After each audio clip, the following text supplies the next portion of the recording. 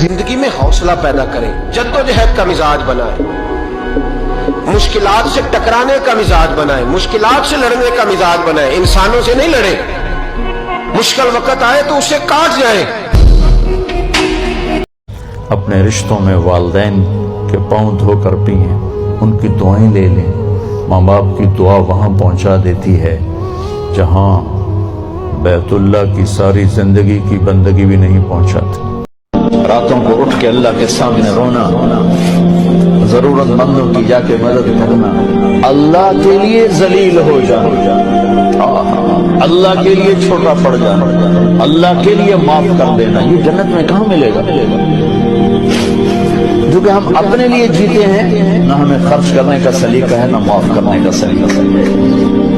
اپنے لیے جینا کوئی زندگی نہیں ہے، جینا ہے تو اس کے لیے جیو جس نے جینا دیا ہے۔ مصلے پہ بیٹھ جاؤ، جو تمہاری مدد تمہاری عبادت کرے گی نا، جو مصلی تمہاری مدد کرے گا وہ کوئی اور نہیں کر سکتا۔ مصلے پہ بیٹھو، نماز سے مدد چاہو۔ نبی پاک صلی اللہ علیہ وسلم کا طریقہ کیا ہے کہ اگر آندھی آئی ہے تو حضور نے نماز کی نیت باندھ لی، بارش نہیں ہوتی تو نماز کی نیت باندھ لی، اگر سورج چاند گرہن ہو گیا تو حضور نے نماز کی نیت باندھ لی، حتیٰ کہ کافر ساری رات صفیں سیدھی کراتے رہتے تھے اور رسول پاک ساری رات مصلی بچھا کے نفل ادا فرماتے رہتے تھے۔ ہمارے ہاں یہ مسئلہ بن گیا ہے کہ ہم ہر ایک سے ڈر رہے ہیں، ہر ایک سے، اس لیے کہ میرے نبی پاک علیہ السلام نے فرمایا جو رب سے نہ ڈرے پھر وہ سب سے ڈرتا ہے، اور فرمایا جو رب سے ڈر جائے اللہ مخلوق کا خوف اس کے دل سے نکال دیا کرتا ہے۔ یہ رب سے نہیں ڈرا تو یہ سب سے ڈرا ہے، اگر رب سے ڈرتا تو کسی سے نہ ڈرتا۔ اللہ دو خوف جمع نہیں کرے گا۔ حضور فرماتے ہیں تو دنیا میں رب سے ڈر جانا، رب تجھے آخرت میں نہیں ڈرائے گا۔ وہ جو اللہ کے ولیوں کے بارے میں کہا لا خوف علیہم ولا ہم یحزنون، کیا معنی ہے؟ دنیا میں انہیں صرف اللہ کا خوف تھا، باقی کسی کا خوف نہیں تھا۔ حضور فرماتے ہیں تو دنیا میں رب سے ڈر جا، قیامت میں تجھے نہیں ڈرائے گا، اور اگر تو دنیا میں نہیں نہ ڈرے گا پھر تو قیامت میں ڈرایا جائے۔ ہمارے چینل ایجو آفیشیل کو سبسکرائب کریں اور نئی اپڈیٹس کے لیے گھنٹی کے بٹن کو ضرور دبائیں۔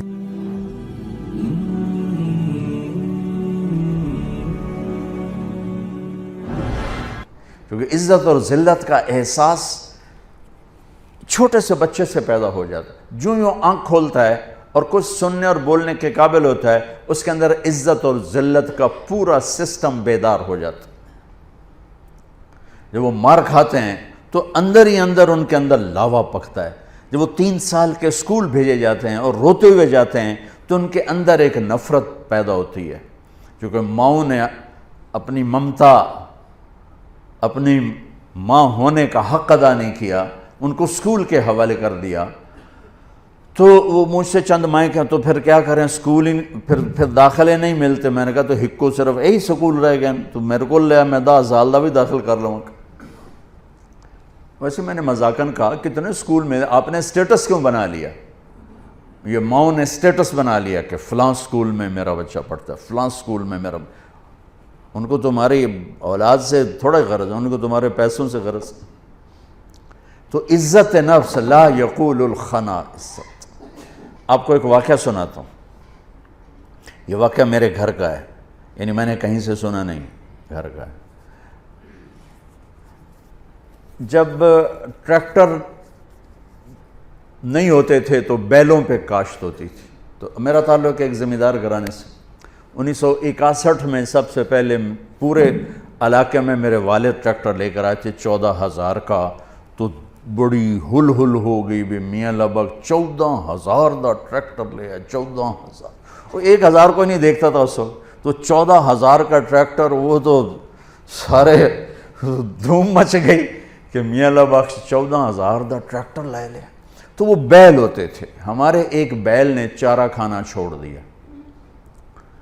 تو 1-2 دن تو نوکر نے نوٹس نہیں لیا، تیسرے دن ان کا میاں صاحب داند کہتے ہیں ہماری زبان میں، داند جڑا بیل ہے تو چارہ نہیں، پٹھے نہیں کھا رہا۔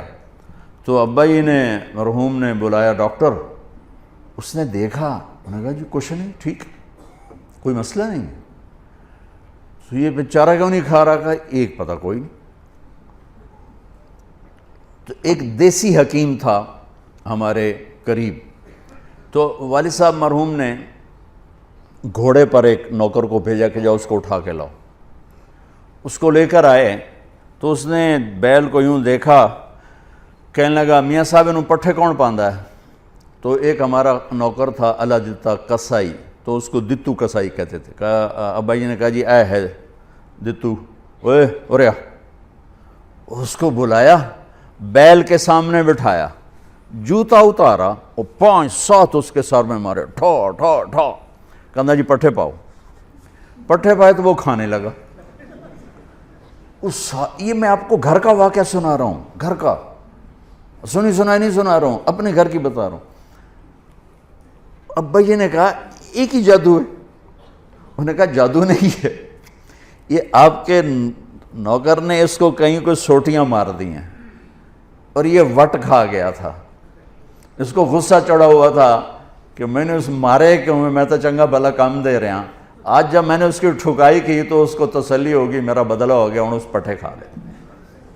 عزت نفس تو جانور بھی چاہتا ہے.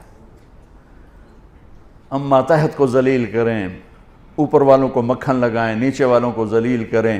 یہ مائیں اپنے بچوں کو ماریں بھی صحیح, پھر کہیں ان کی وہ خدمت بھی کریں, یہ کیسے ہوگا؟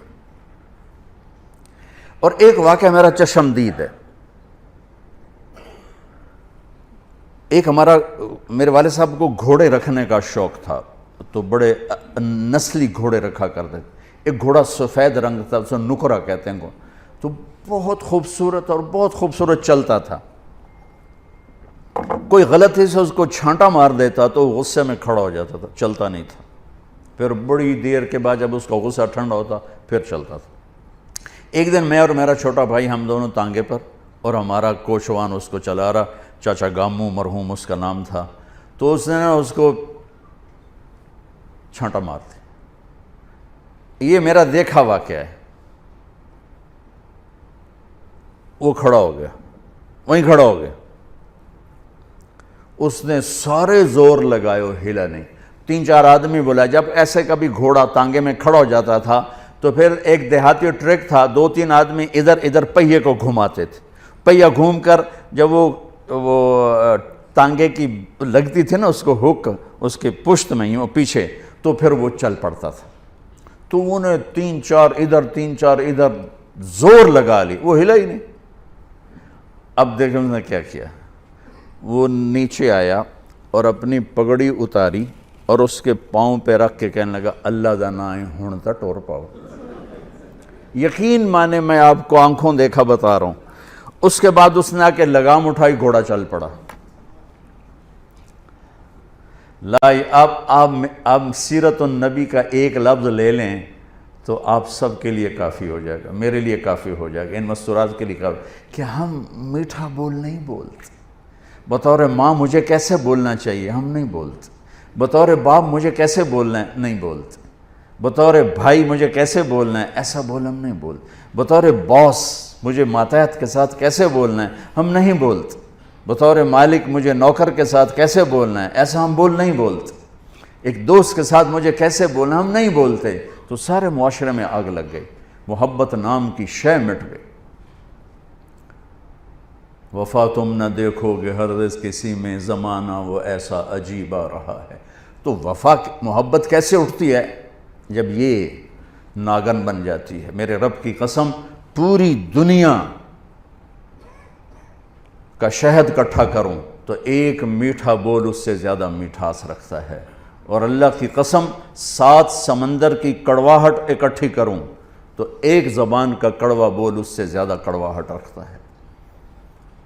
ہزاروں سال پہلے اللہ اپنے حبیب کو ہائی لائٹ کرنے کے لیے, میں نے کیا کہا, صفات کی کوئی انتہا ہے میرے نبی کی؟ کس چیز کو ہائی لائٹ کیا ہے؟ جس پہ معاشرہ خوبصورت بنتا ہے. لا یقول الخنا, جو کبھی ایسا بول نہیں بولے گا جو کسی کے دل کو توڑ دے, کسی کا آنسو بہہ جائے, کسی کی آہ نکل جائے, کسی کی فریاد نکل جائے. میرے نبی نے فرمایا اسلام کا سب سے مضبوط عمل آپس میں محبت کرنا ہے. اور محبت کیسے پیدا ہوتی ہے؟ میٹھے بول سے, اچھے اخلاق سے. محبتوں کو پیدا کرنے کے لیے پیسہ نہیں چاہیے، سرمایہ نہیں چاہیے، عہدہ نہیں چاہیے. عہدے کی عزت صرف آپ کے سامنے ہوگی، 4 قدم باہر جا کر آپ کو گالیاں نکالیں گے. میں ایک جگہ بیٹھا تھا تو 2 آدمی میرے پیچھے بیٹھے تھے. تو ایک ہمارے علاقے کا بڑا آدمی انٹر ہوا، ساتھ نوکر حقہ اٹھایا ہوا اور بیگ اٹھایا ہوا. یہ دونوں نے تسبیح نہ اے فلانا اس کی ماں بہن ایک کر دی، اتنی گالیاں اس کو نکال. اور جب وہ قریب آیا، سردار صاحب آؤ نا، تشریف تو لے آؤ نا. وہ سردار دا کلہ ہور چا ہو گیا، میری تو بڑی عزت ہے، حالانکہ مجھے تو پتہ تھا کیا عزت ہوئی ہے. یہی آپ لوگوں کے ساتھ ہوتا ہے.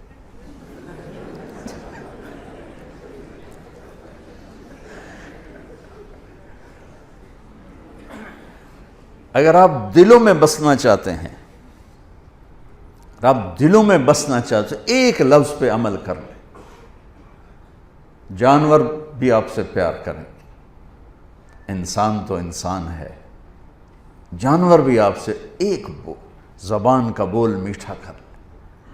کتنی ہی کڑواہٹ ہو پی جائیں، پی جا ایام کی تلخی کو بھی ہنس کے ناصر، غم کے سہنے میں بھی قدرت نے مزہ رکھا ہے.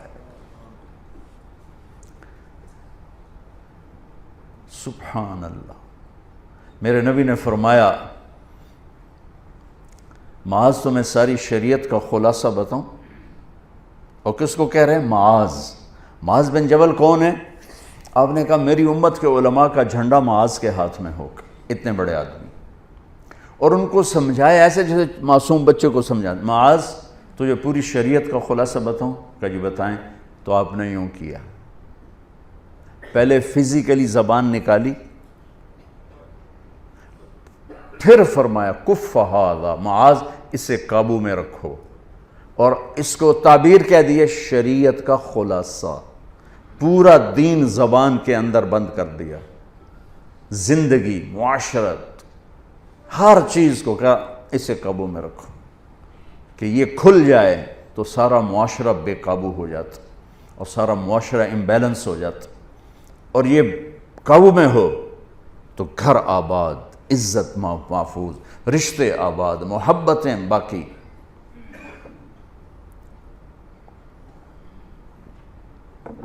اور چونکہ یہ مشکل کام تھا تو یوں دکھا کے کیا کہ معاذ اپنی زبان پہ قابو رکھو. وہ کہنے لگے یا رسول اللہ انؤاخذ بما نقول، جو ہم بولتے ہیں اس کا بھی حساب ہوگا؟ تو آپ نے کہا تیرا بھلا ہو. وَهَلْ يُكُبُّ النَّاسَ فِي نَارِ جَهَنَّمِ إِلَّا حَصَائِدُ أَلْسِنَتِهِمْ، سب سے زیادہ جہنم میں دھکا دینے والی زبان ہوگی.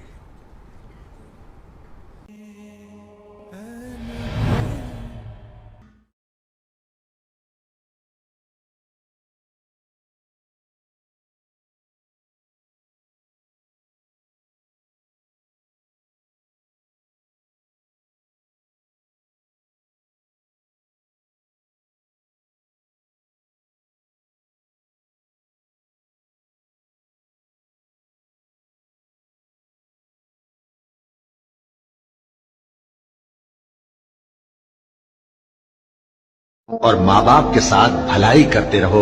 اگر ان میں سے ایک یا دونوں تمہارے سامنے بڑھاپے کو پہنچ جائیں تو ان کو اف تک نہ کہنا اور نہ انہیں جھڑکنا، اور ان سے بات ادب کے ساتھ کرنا، اور عجز و نیاز سے ان کے آگے جھکے رہو اور ان کے حق میں دعا کرو کہ اے پروردگار، جیسا انہوں نے مجھے بچپن میں شفقت سے پرورش کیا ہے تو بھی ان کے حال پر رحمت فرما.